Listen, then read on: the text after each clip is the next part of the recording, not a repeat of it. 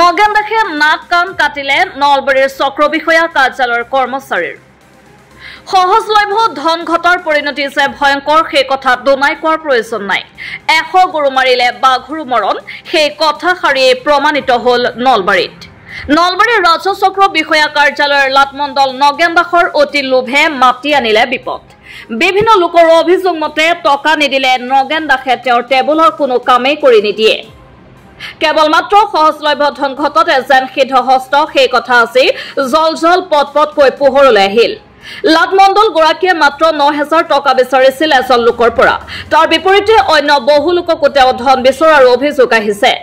সচেতন লোকজনক ধন দাবী কৰা সন্দৰ্ভত লোকজনে ওচৰ চাপিছিল দুৰ্নীতি নিবাৰক শাখাৰ পিছত আজি টকা লোৱা মুহূৰ্ততে হাতেলতে গ্ৰেপ্তাৰ হয় লাটমণ্ডল নগেন দাস